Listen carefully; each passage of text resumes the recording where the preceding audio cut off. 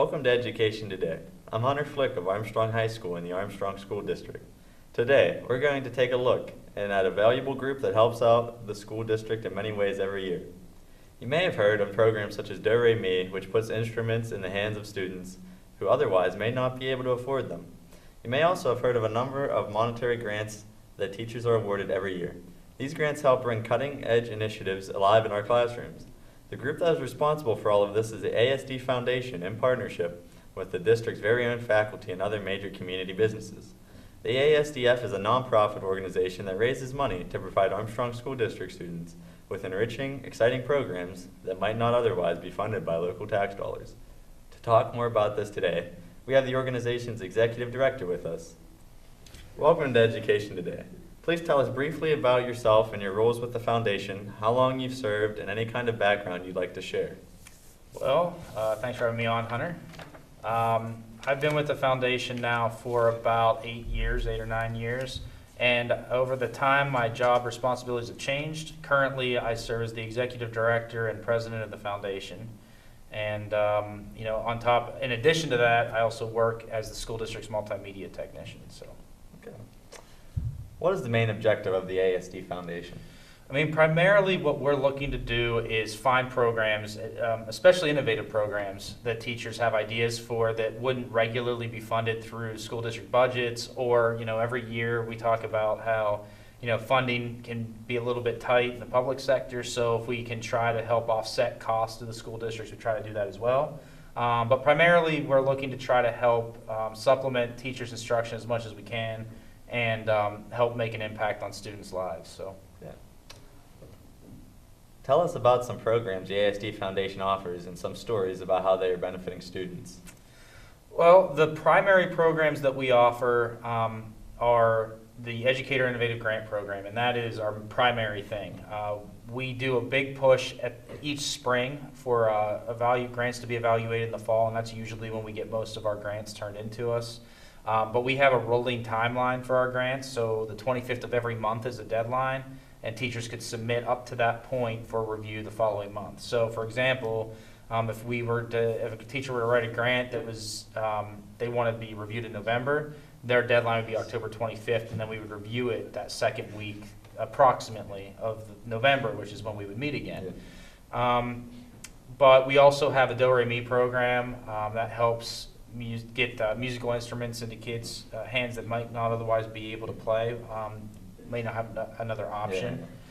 Yeah. And those are our two primary programs. We also have Adventures in the Night Sky, which is a program that the foundation put together through the Educational Improvement Tax Credit Program, and basically that is an inflatable solar system kind of deal, a planetarium, and teachers can sign that out and use that to show different things like constellations and different other projects like that. So. Okay. There are many ways in which the foundation receives and can receive money from a variety of donors. For those who may be interested in donating, how can they go about that?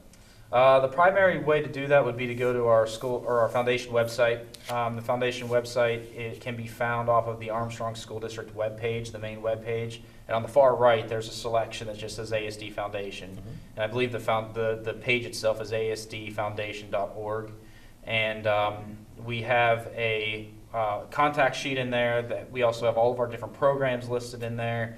I try to keep an archive list of grants that we've funded and how many grants that we've done to date, as well as how much money that we've been able to get back into the school district. So that would be the primary way. There's contact there. You can also contact me in my office, either cgaretano at asd.k12.pa.us, or my phone number is 724-548-7600. So you're just calling the Armstrong Junior Senior High School. And you can contact, those would be the primary ways of contacting me. And then there's a couple of different ways we receive donations. They're through teacher payroll giving, and local organizations who donate money to us, such as community businesses, and they do it through a program called EITC dollars. So. Okay. Earlier you mentioned about the educator grant initiatives. Can you give us some examples of what new ideas have popped up this year? Yeah, I mean, we funded everything from really cool ideas to kind of supplement the classroom. We've had Chromebooks were a big push most recently. That was a push the district has, an initiative they were doing, but it was in the core curriculum, and one of our driver's ed teachers actually found a need to have Chromebooks in his room because what they've done, or what the state's done, is they no longer have certain materials online where they're printed out or mailed out anymore. They just do them strictly through like a portal, I guess. So he wrote a grant for one, and we funded that to get Chromebooks for the driver's ed program, both at Armstrong and West Shamokin. And that allows them to use applications through the Chromebooks to actually go through their content. But we've had different things done. Lego Mindstorms was some that are used in STEM robotics classes, as well as some other science-related courses. And we've even done things such as helping teachers fund flexible seating classrooms. And for those who wouldn't know what that is, that's typically just where it's not your traditional desk and chair that a student sits in. It might be like beanbag chairs, or different height stools, or maybe some kind of a platform or a pillow that you would sit more on the ground, more or less. So those are some of the things that have come up more recently, just a variety. So, all right. For those who may be wondering, generally, what requirements or restrictions are in place when teachers apply for these grants? So we have a grant application, and it can be found under our webpage under the Educator Innovative Grant Program tab. And we offer 4 different grant denominations. There's a $500 classroom grant, a $1,000 grade level grant, so it'd be all of 3rd grade in the building, for example. We have a $2,000 school-wide grant, and then a $5,000 district-wide grant. Now, the restrictions with them, I mean, first we want you to fill out that application, and we want our teachers to show us that they've at least attempted to find other means of funding, whether they talk to their principal to see if there can be any help offsetting costs. But primarily with that is making sure that whatever program they're planning to bring in, because usually they're outside of the norm of what would usually be done, is it approved by the building principal. And then if it's technology, we always run it through our technology department just to make sure it won't affect anything. But the primary restrictions on them is we do not fund anything that would require, like if it was a field trip, we might fund the cost for the trip, but we won't fund transportation, and we won't fund any costs that would be incurred for substitute teachers. So basically, other than that, it's kind of open. If you have a grant that's just for your classroom and it's going to come out to like $650, we still encourage you to apply for that, because if we have the ability to fund it in full, then we will. So. I understand the foundation has an all-volunteer board of trustees. Who serves on the board? That's true. We're all volunteer. We come from many different walks. In addition to myself, we have the other district employees. Would be our superintendent of schools, Mr. Cristovivo. He serves as the superintendent in every nonprofit foundation that supports the school district like that, usually has the superintendent involved. We have the district's business operations manager, that's Sam Kirk. He sits on as well. Carol Lorgan, who's a business teacher in the school district, she is our treasurer. And then we have various other people.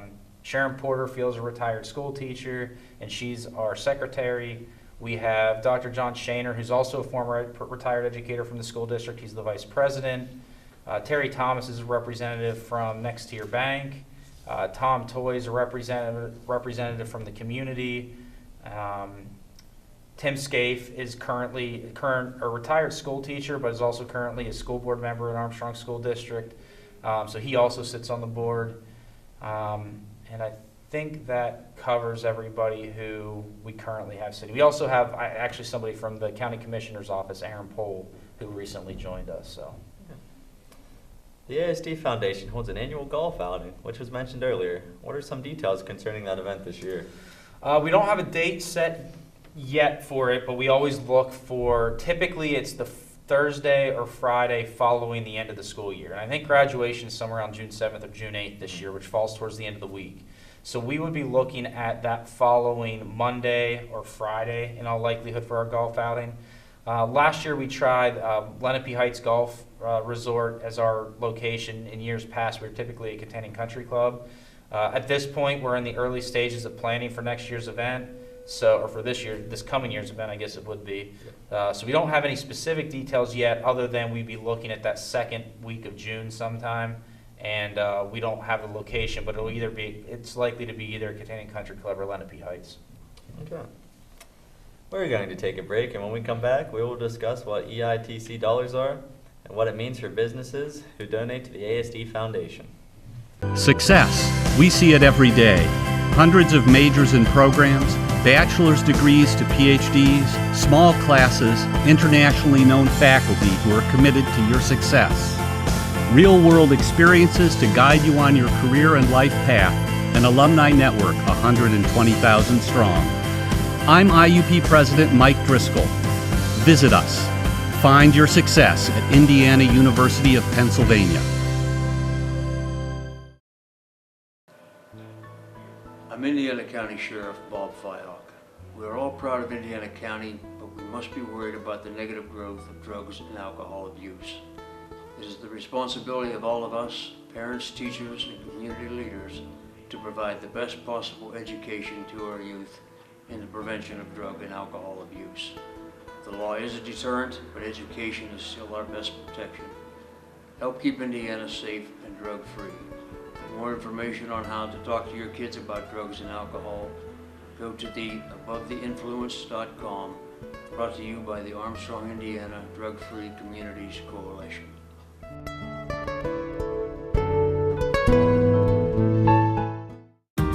It's hard to explain. It just became home. There are hundreds of majors and programs, bachelor's degrees to PhDs, small classes and faculty that really get to know you. Amazing internships and everywhere, programs that help to find a job that is right for you. It's what IUP is about, a commitment to your success. See it for yourself. Visit us. Indiana University of Pennsylvania. Find your success. We're back with Education Today, and now we're going to briefly cover what EITC dollars are and how they're used to help the AHS-TV Foundation. Earlier we mentioned another source of money that the foundation has available to it. Could you speak about EITC money, what it is, and how it's used? Sure. So EITC is Educational Improvement Tax Credits. That's a process that the foundation itself has to apply for every year. It's not an easy process. It's not extremely difficult, but we have to turn in different tax documents, and then we have to do narrative reports and things like that express how we're using the money. So there's very specific guidelines, but it's money typically donated by businesses to the district or to the foundation, and for us to qualify to accept that money, we have to be registered as a 501c3 nonprofit organization. So that is kind of where our standings are at. And as far as what it means for businesses, they can kind of get tax credits for giving us that money. And actually, EITC dollars are the biggest reason why we've been able to do a lot of the major initiatives that we have over the years. Okay. iPad cart initiative that started, and we have iPad carts in all of our primary buildings now. Helping with the Chromebook cart initiative, we bought some of those for the school district. So, and it also has allowed us to fund different things. I mentioned earlier STEM robotics classes. Anything that is related to science, technology, engineering, and math falls in those guidelines for us to be able to use. So. Okay. To take one step away for a minute from EITC, for business interested in donating, what does donating to a nonprofit such as AHS-TV Foundation mean for them? The biggest thing for them is it's a tax credit program. So, businesses. I think there's a certain amount of money that they have to, find ways to donate or support different programs. Usually, I believe it's through nonprofits. We're fortunate to have companies in our area that have been donating that money to us on an annual basis, and that's a big support. But the biggest thing that it means for them is it's a tax credit, and what they would do if there's a business out there who's never done it before, they would write a check to the foundation and stipulate that it's for EITC dollars, and then there's a tax receipt that I put together for them that would have all the information about their donation, and then we would send that back to them, so that way they would have it for their tax. And that just lowers their taxes? Or? I'm not sure specifically what it does to their taxes, but it's a tax write-off at the end of the day for them. It just like anybody else when you file taxes, things that are incurred as part of your job. Like for a teacher, you can write off up to so many dollars worth of materials you bought for your classroom. And they'll pay you. Basically, there's a refund. There's sort of like a refund that you get. It's not complete. It wouldn't be like if you spent $500, you're not going to get $500 back. Yeah. But it helps with that. Okay. What does having this money available to the ASD Foundation done? Well, I mean, like I said earlier, it has allowed us to fund programs that we wouldn't have been able to fund otherwise. We have a handful, when you consider our district as a whole, the school district as a whole, in the employees we have, I would say we have a good handful that donate to us on a regular basis through our payroll giving program. And that has allowed, between that and our golf outing, which is our biggest fundraiser that we do each year, it's allowed, that money helps us do some grants that are beneficial. But without the EITC money, there's a lot of things we wouldn't have been able to do. The traveling planetarium we wouldn't have been able to fund that. We wouldn't have been able to fund the iPad carts or Chromebooks. There was a TriCaster setup that helped support the TV studio and TV program at West Shamokin. We wouldn't have been able to buy that. There's an upgrade coming to the Armstrong High School TV studio, and about half of that cost has been offset through the foundation, and all those things fell under EITC dollars. The STEM robotics I mentioned, but there's, just recently our family consumer science classes, those real babies, that they have, I forget what they call them. But when the students get those are a very high-end piece of technology, actually, when you look at the market for them. And we had our home ec teachers, our family consumer science teachers, write a grant for those, and we purchased those for them too. So, and that a lot of times those EITC funds end up supporting programs at a larger scale than just the classroom. A lot of them end up being like district-wide or grade-wide or something. So, okay. Is there a certain process in the spending of this money that you have to follow? Yeah, it has to be tied into the idea of STEM. For us, we have two different programs approved through the EITC program, which is run through the Pennsylvania government. And that is Adventures in the Night Sky, which is our traveling planetarium, and the STEM program, which we have. So if a grant is to be written, for it to fall into that category, it has to be something that would not usually be funded in a usual school district budget. And it also has to be able to check off initiatives that it's incorporating elements of science, technology, engineering, and math. And for example, for the babies, people will look at that and say, well, how did that fall into there? Well, the technology in and of itself is the baby. And then they do different calculations and have to do different things based on the data that those babies record. So that's the math. The science is in the family and consumer science portion of the class itself. And then the engineering, that's all built in. And those teachers oftentimes will write out STEM as an acronym and then identify each column and then what it is. In addition to that, for us to qualify each year, and that's an annual renewal, we have to submit tax documents and a narrative report, which I mentioned earlier. That narrative report, we have 2 years from the date we receive money to spend it. So if we receive it in June of 2018, we have until June of 2020 to spend that money. But we have to account for every dollar that we've been given. So that narrative report has to give a description of what the grant was and how it was utilized by the teacher, as well as how much the amount was for, and then all that calculates at the bottom, and all those things have to match our donations and our tax documents in the government side, so that way we can be continually renewed. Can you tell us about the Do-Re-Mi program? Yeah, so Do-Re-Mi is our program was established to help students get musical instruments. So it stands for Donated Refurbished Musical Instruments.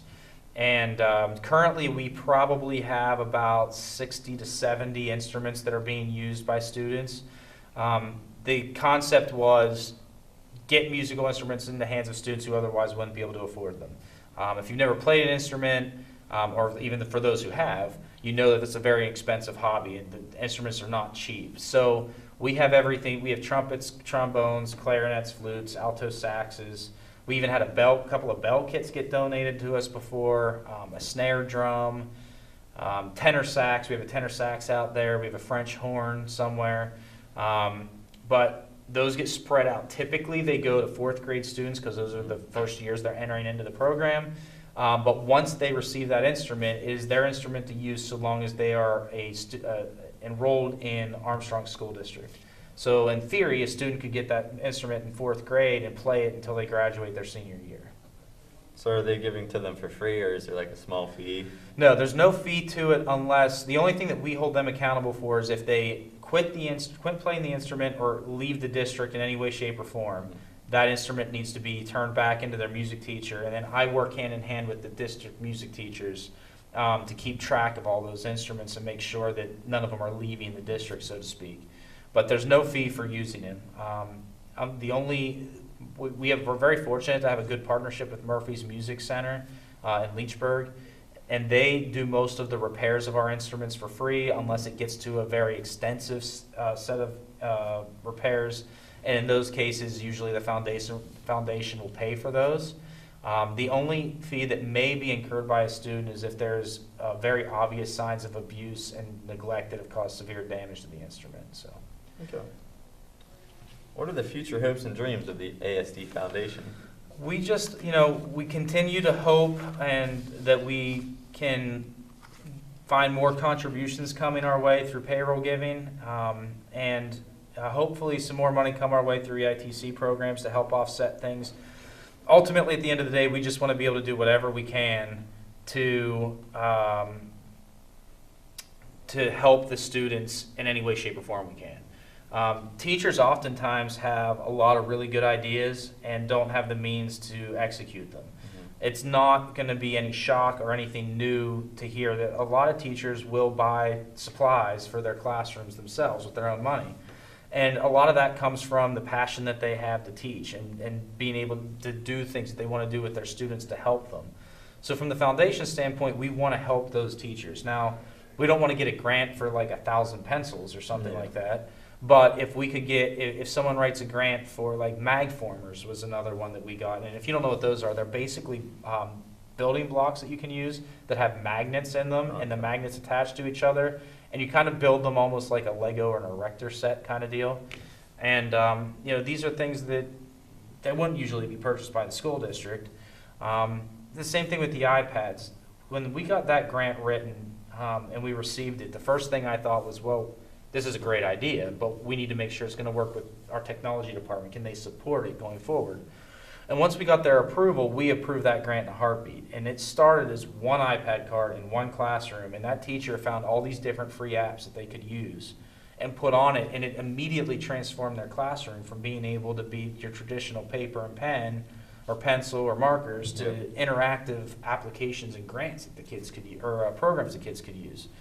And after that started, it took off in such a way that we said, well, do we have the teachers that can implement this in other buildings? Yeah. And that blew up to the point where I think in Lenape and West Hills, I think we have 2 iPad carts in each of those buildings.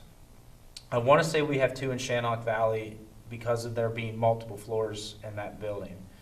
And then the other buildings all each have 1, and the teachers sign those out and use them as they're needed. But in addition to that, the next step forward was these Chromebooks. And, we were able to offset the driver's ed as the district prepares to get these into the core curriculum first.